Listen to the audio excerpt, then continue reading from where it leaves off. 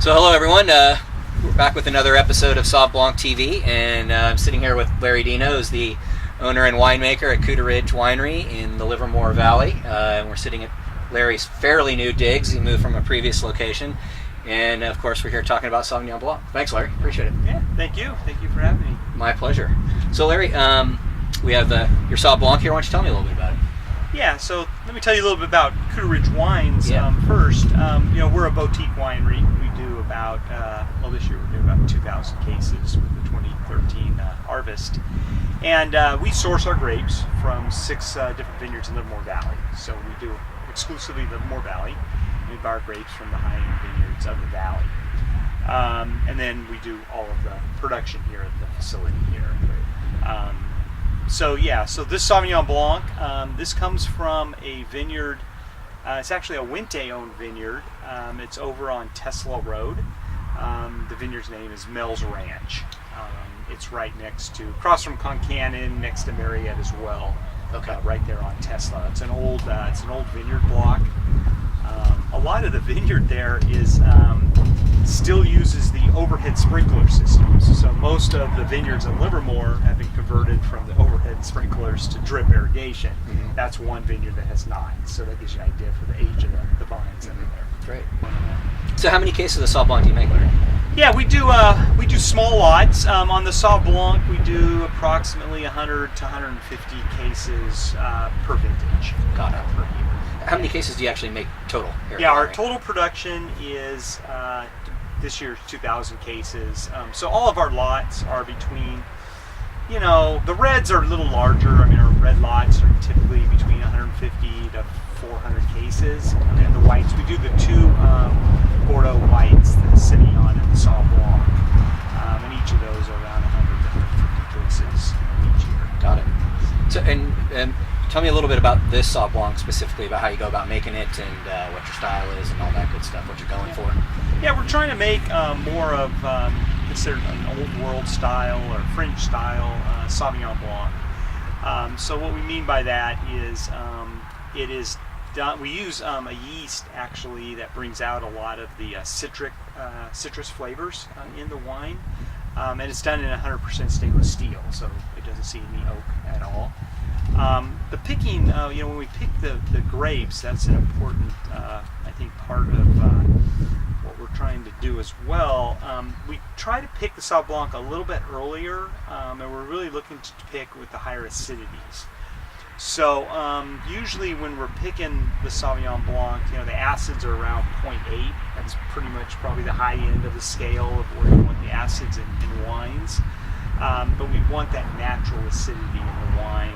We don't want to, add acid here at the winery because we want it to be crisp and clean and acidic. Because of that, the bricks, the sugar levels, tend to be on the lower side as well. So right around maybe 23 bricks. I mean, we don't pick totally on numbers, but that's kind of the range when we're really tasting and trying to say, okay, we got to get the harvest gate set for this varietal. Well, and that would seem, that 23 level kind of gives you that, like you said, that nice acid balance. If that number's where you want it to be, and it still gives you some typically good fruit structure going on there. It's probably not the pear and melon per se, but a little bit citrus, like you said, and so on. Yeah, and we're getting, I think with the Sauv Blanc, I taste it here. It's got a lot of strong citrus, a lot of the grapefruit. A little like honeysuckle, maybe a little honey on the finish, but we're really trying to get that citric, and I think we get that mostly from the stainless steel aging. Mm-hmm. On the New World style, if we did an oak, we might get more of the pear and apple and those flavors, but we're trying to do the crisp, clean citrus style Sauv Blanc. How long do you leave it in the tank for, roughly, typically? Yeah, 5 months, 6 months.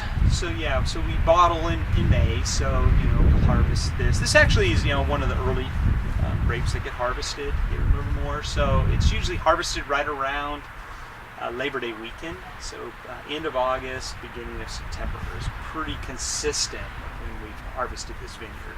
Got it.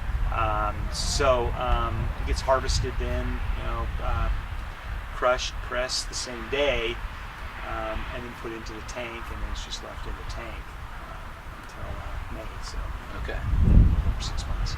Well, this is always my favorite part, because after we talk about it for a while, then I really want to taste it. So, how about if we do a little taste here? I can smell the citric from the citrus notes from here. Yeah, it's pretty aromatic. Very. Yeah. It smells great. Thank you.